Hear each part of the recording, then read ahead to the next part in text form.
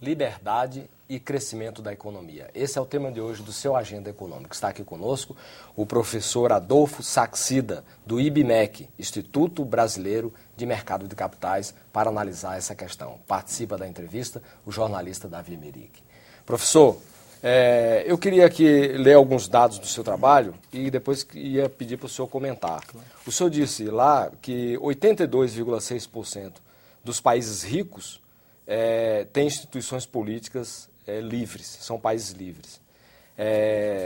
Também no mesmo bloco de países ricos, 13% são parcialmente livres e 4,3% são países considerados não livres. Queria que o senhor comentasse um pouco esses dados. Basicamente, esses dados, eles endereçam a pergunta do Davi. Será que é possível ter um país rico e que politicamente não é livre? Sim, é possível. Essa parte do artigo está tentando demonstrar o seguinte: liberdade política é importante para diversas coisas. É importante para você manifestar a sua vontade de escolha, o seu desejo de ir e vir. Mas, no tocante à riqueza de um país, ela não parece ser fundamental. Ela é importante, mas não é fundamental. E com relação a esse índice baixo de 4,3% não livres, somente 4,3% dos países não livres, não daria uma coisa inversa, dizer, não, então o país livre, aqui dá para se pensar isso, que a liberdade está atuando no sentido de favorecer a riqueza, mas não está. Eu espero sinceramente que você esteja certo. Eu gosto dessa ideia, você me convence com essa argumentação. A sua argumentação não, a longo prazo, esses países que são não livres, dado que eles são politicamente livres, já que eles são ricos, com o tempo eles vão ficar politicamente livres. Eu espero que você esteja certo. Eu não tenho a resposta. Se a gente somar o 4,3% não livres e 13% parcialmente livres, estaria 17%. Mas, se eu não me engano, quando o senhor trata da condicionante liberdade econômica, não existe esse 13%, quase 100% de países livres, não é isso? Perfeitamente. Ou seja, quando o senhor pegar a variável liberdade econômica, 100% são livres. Perfeito. Não tem 13% parcialmente livres e 4,3% de não livres que se referem às instituições políticas. Eu acho que o grande achado desse artigo é dizer o seguinte: uma condiciona absolutamente. Exatamente. A outra não condiciona absolutamente. Exatamente. Acho que o grande ponto olha, é lógico que é importante um país ter educação, é importante ter saúde, é importante ter liberdade política, mas é fundamental, no tocante à riqueza, que esse país tenha instituições que promovam o comércio, que promovam a livre iniciativa. Vamos ser honestos, nada diferente do que meu pai, os pais de vocês ensinaram vocês. Que era o quê? Vamos trabalhar duro. É só isso. Renda média. Então, quando o senhor trata de instituições políticas, o senhor diz que aqueles países que estão caracterizados como renda média, e o Brasil está no honroso último lugar na classificação do senhor, 43º lugar nesse grupo, que começa na posição 24ª e vai até 43º, e o Brasil é o 43º. O senhor disse que 75% desses países aqui são livres. Me parece que o Brasil deve estar dentro disso. O Brasil é livre. 15% parcialmente livres, 10% não livres. Como o senhor analisa esses dados e quais os países que poderiam estar aqui entre livres, parcialmente livres e não livres? Se eu tiver algum exemplo. Começando, isso de repente é um indício do que o que o senhor falou está correto. Que países que são ricos, a própria riqueza, o aumento no poder aquisitivo, ele vai gerando uma pressão para você ter democracia. Então, nesses países de renda média, você tem vários deles que não são livres. Então, à medida que eles forem enriquecendo, talvez sejam livres. Talvez seja essa a explicação. O que eu quis mostrar com esse quadro é que quando você tem país, você pega a liberdade política, você encontra países que têm liberdade política e são ricos e são pobres. Ou seja, não parece que esse é o condicionador. Sobre liberdade, países parcialmente livres do ponto de vista político, um exemplo, nessa época a Venezuela ainda era parcialmente livre. Hoje você coloca a Venezuela onde? Não, é fechado. Não livre. Não livre, que isso? Fechou, né? Venezuela, Irã. Não, a Venezuela quer ser político, econômico, tudo, né? Tudo. Ali é uma ditadura, só não vê quem não quer. Sim, então, comentando a renda média, o Lula não vai aceitar esse argumento. Não vai. Né? 75% dos países de renda média são livres. Né? E o Brasil está aí dentro. O senhor considerou o Brasil como um país livre. Isso do ponto de vista político. Exatamente. Porque econômico já não é tão livre assim. Não, o Brasil não é livre. Isso. Mas é só lembrando que esses dados, eles foram dados pela Freedom House. Né? Não sou eu que coleto esses dados. Certo. Esses dados eu peguei E são instituições multinacionais que vão checando isso em vários países do mundo. Vamos passar para os países pobres, para ver o que tipo de conclusão a gente pode chegar. 22,2% dos países pobres são livres. Quer dizer, tem instituições políticas que são consideradas livres.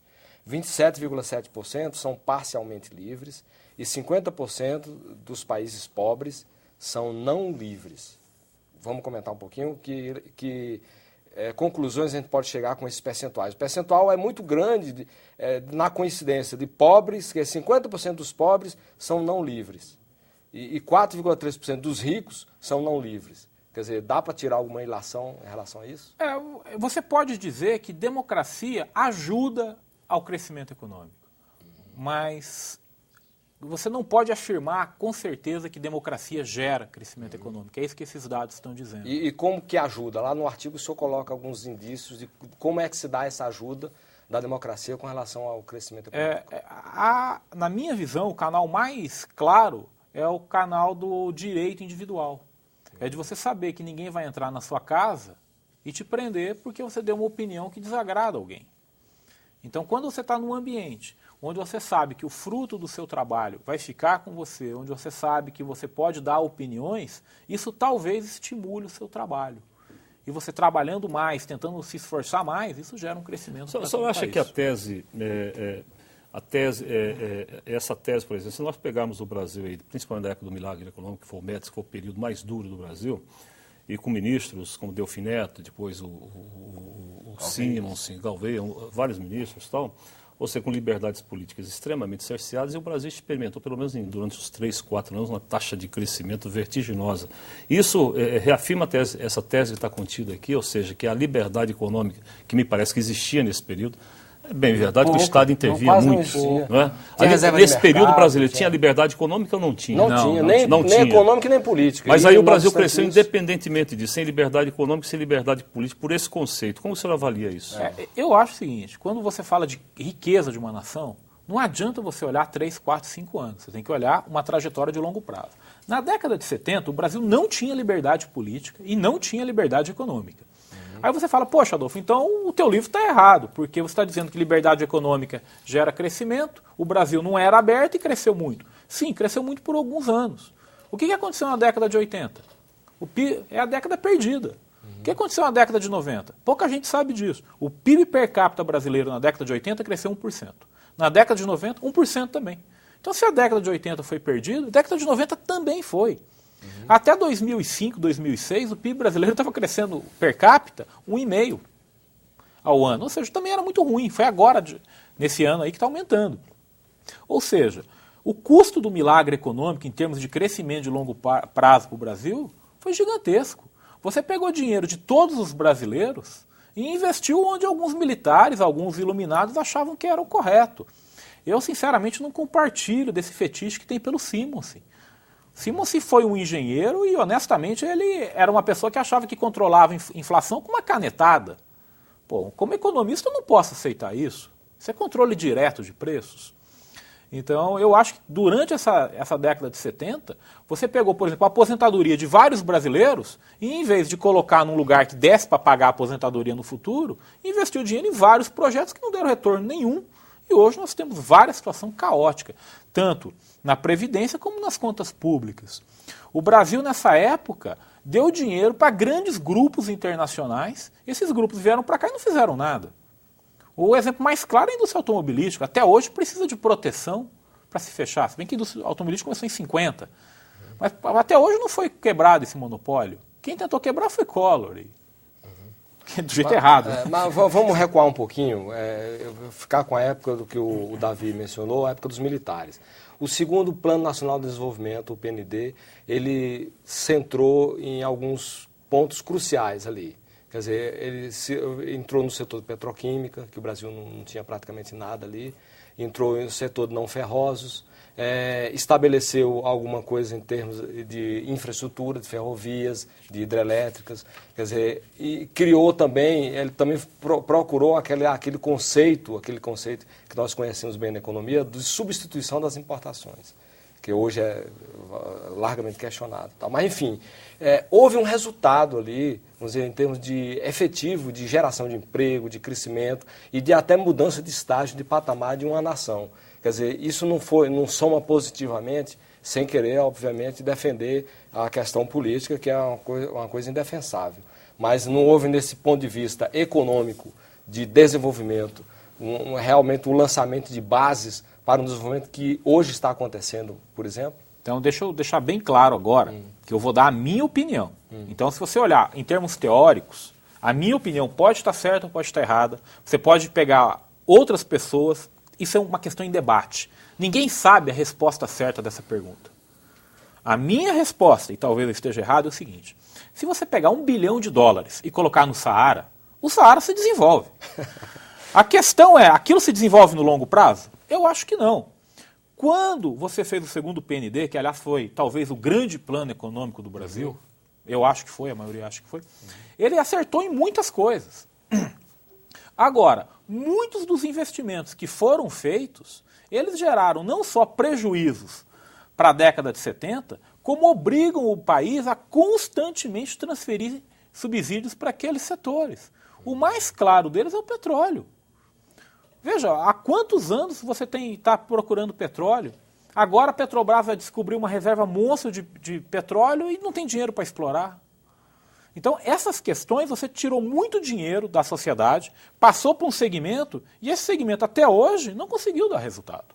Essa é a minha visão. Se esse dinheiro estivesse no empreendedor, na iniciativa sustentada, na liberdade econômica de empreender, o Brasil estaria melhor? Na minha opinião, sem dúvida alguma, estaria muito melhor. Mas, de novo, essa é uma visão...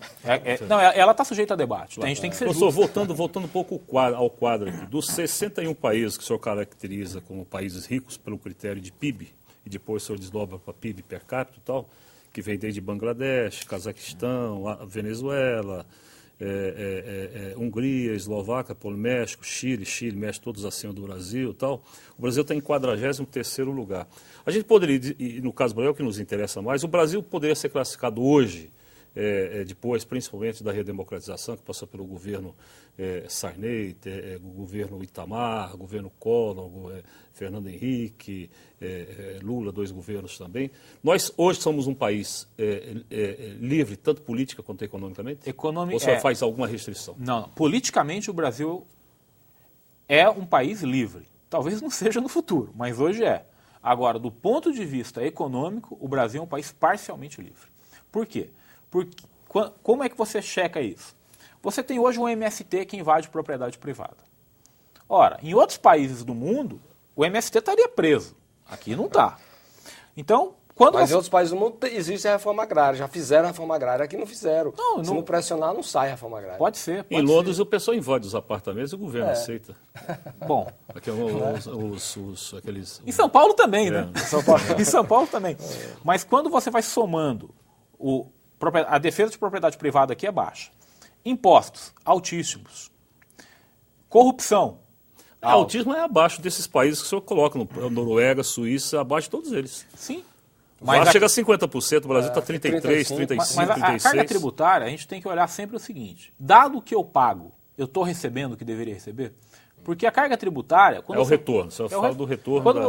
Se eu falar assim, o que é alto e o que é baixo, isso é uma questão normativa. Tem pessoas que vão querer uma carga tributária mais alta, mas vão querer mais do Estado. Outras vão querer menos. Então, é difícil discutir isso. O que nós temos que discutir em carga tributária é, dado que eu pago tanto, eu estou recebendo o que devia? Eu acho que nesse questão Bolsa Escola está dentro do plano de liberdade econômica ou está dentro de parcialmente livre? Não, Bolsa Educação é um programa claramente liberal. Só que é do Friedman. É do A Friedman. concepção é do Friedman. Um dos maiores liberais do mundo. Ele é o pai da Bolsa Escola, vamos dizer assim. Exato. A diferença é que o Friedman falava assim, em vez de você mandar um aluno para a escola pública, manda ele para a escola privada e o governo paga a escola. Por quê? Porque a escola privada acaba sendo mais eficiente. É o ProUni. Basicamente, não tem nada de socialismo, isso é receituário liberal, essas bolsas, totalmente. Totalmente liberal. Você pode dizer, claro, vários liberais vão dizer que saúde tem que ser pública também. A questão do liberalismo, ela não está em educação e saúde e segurança. ela está em o governo permitir que você comercialize e se movimente Mas, no resumindo, país. por esse critério do senhor, o Brasil está preparado para, por esses critérios, para adentrar o mundo dos ricos. Não, porque o Brasil é muito fechado. Economicamente. Sim, mas parcialmente. Ele não é um país totalmente fechado. Não, ele é um país parcialmente fechado. Isso. O problema é que ele era parcialmente fechado e está ficando cada vez mais fechado. Eu acho que isso inibe o Brasil a entrar nesse círculo dos países mais ricos. Na minha visão, inibe muito. Por quê? Porque o Brasil é um país que precisa de capital do resto do mundo. Nós não temos poupança para crescer aqui. Se você não der condições para o resto do mundo vir aqui e poupar e criar investimento, fica muito difícil. Mas o que nesse investimento gera poupança? Essa é a opinião dele, eu respeito, um grande economista. Eu venho de uma escola que diz o contrário, né? Que é a poupança, que você tem que ter primeiro a poupança para gerar um investimento. No próximo bloco, a globalização e o desenvolvimento. Aguarde.